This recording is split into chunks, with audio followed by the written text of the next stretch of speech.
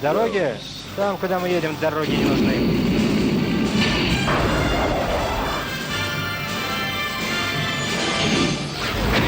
Королев Марти Макфлай, Майкл Джей Фокс, доктор Эммет Браун, Кристофер Ллойд и другие.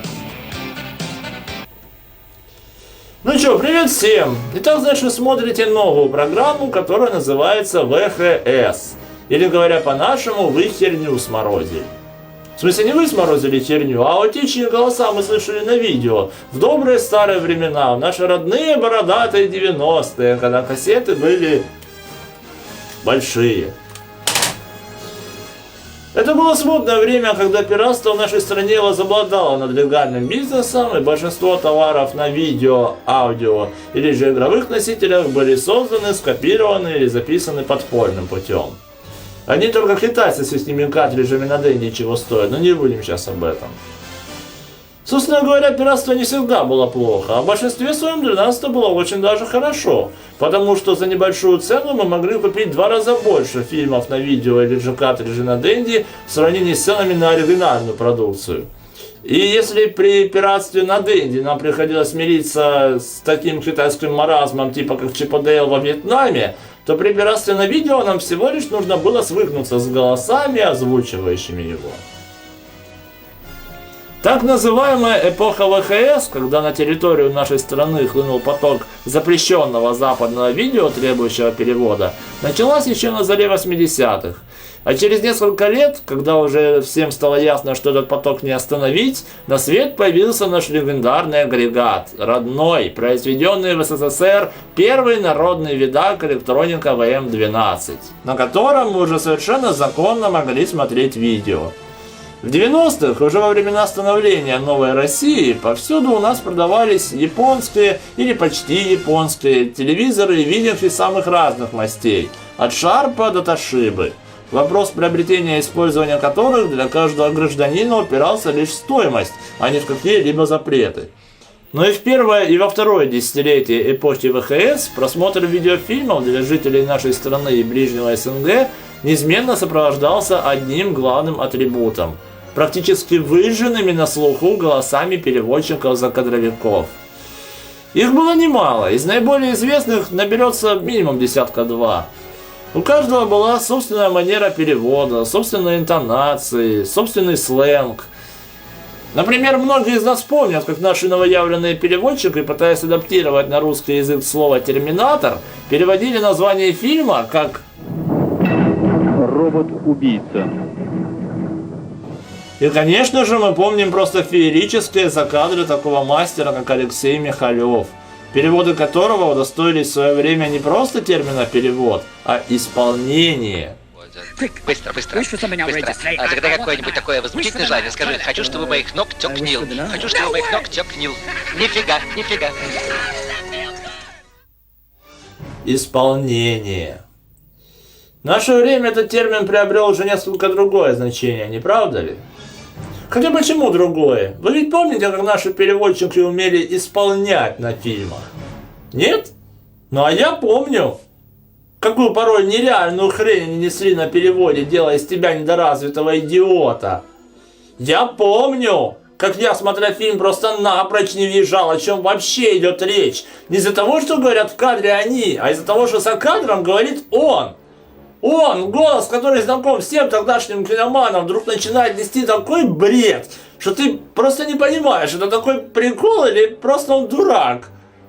Вот знаете, каково это? Сейчас узнаете. Потому что именно об этом я собираюсь сегодня вам рассказать в моей новой программе ВХС. Или, говоря по-нашему, высеры хваленой самодеятельности. На примере просмотра одного из моих любимых фильмов. Вы уже догадались, какого, да? Тогда не будем терять время, отмотаем в начало.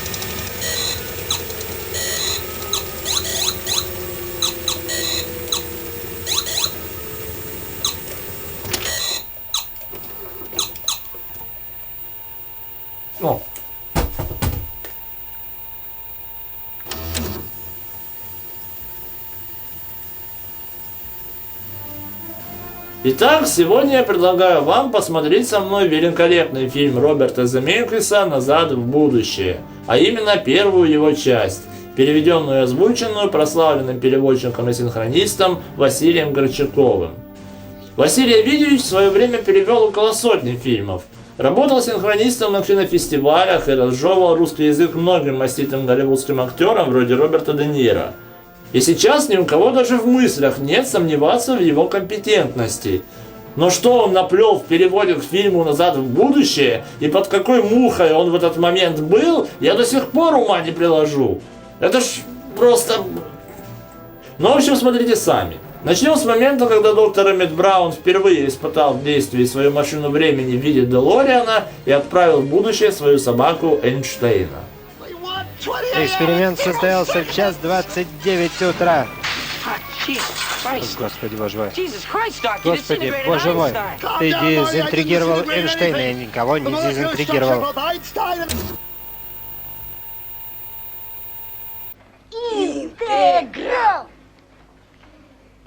Интригал.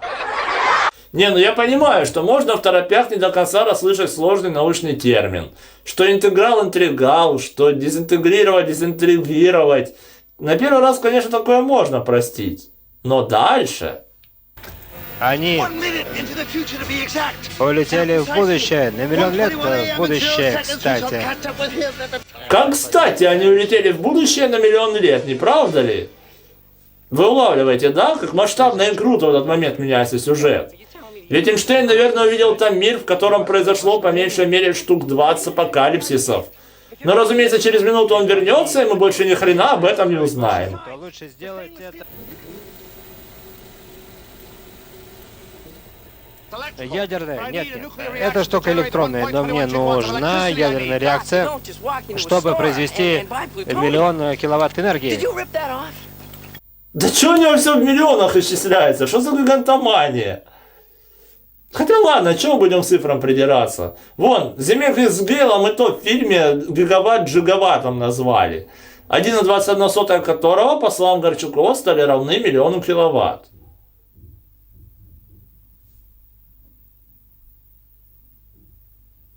Ну, будем считать, что правильно. Давайте дальше.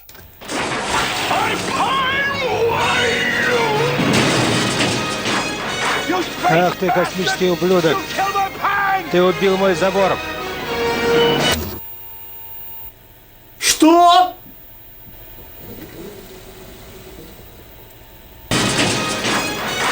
Ах ты, космический ублюдок! Ты убил мой забор! Марти, бога ради, за что ты убил его забор? Что он тебе сделал? Ё-моё, блин! Ты хорошо, что не перевел, ты убил мою сосну, а то пришлось бы звонить в полицию и заявлять об убийстве. Ты как насчет моей домашней работы, Макфлай? Хорошо, Биф? Я закончу сегодня вечером, а потом принесу тебе первым делом с утра. Только не слишком рано, я поздно сплю. В воскресенье... О, смотри, у тебя ботинок грязный. Слушай, ну что ты такой дурак, Макфлай? Ну, пусть он на самом деле здесь говорит, я сплю допоздна, у тебя шнурок развязался, но согласитесь, что смысл фразы «я поздно сплю, у тебя ботинок грязный» в принципе схож. Просто он тупит.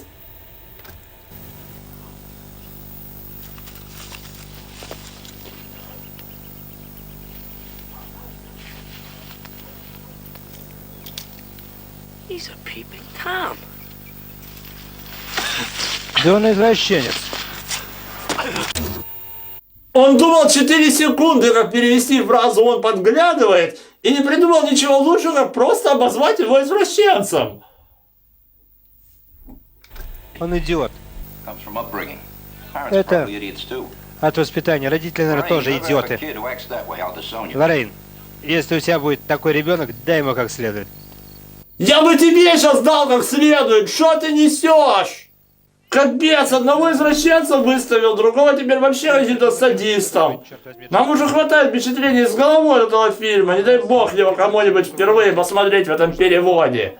А это ж Василий Горчаков, это ж мастер своего дела. У него ж были классные закадры к фильмам с Брюсом Ли, Крепким орешком, Крокки. Кошмар на улице Вязов, в конце концов. Мне пройти. Но с какого перебоя он тут херню несет? Чем ему так не понравился этот фильм? Увидимся. I do this. После того, как я упал с туалета, я нарисовал вот это. Это инкапсулятор.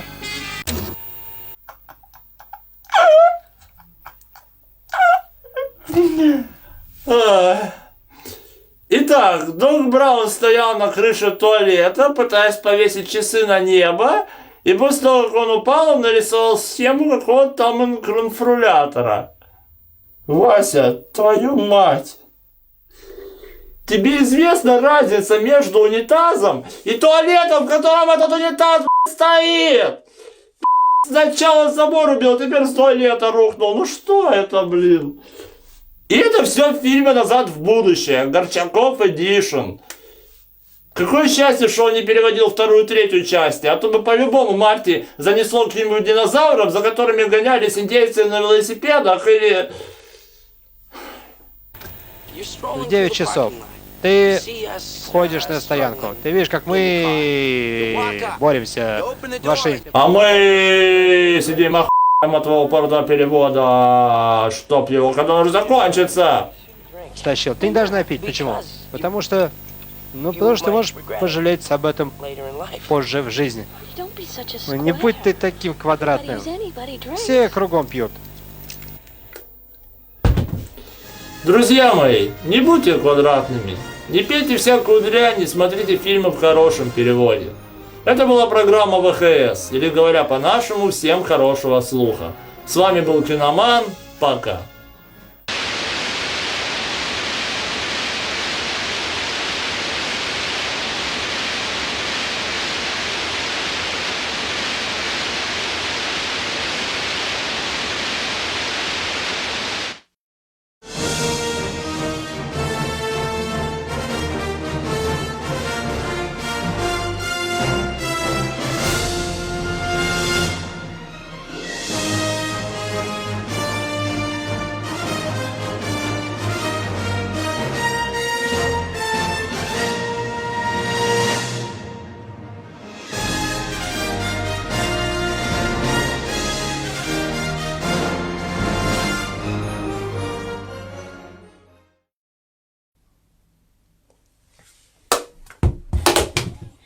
Mm-hmm.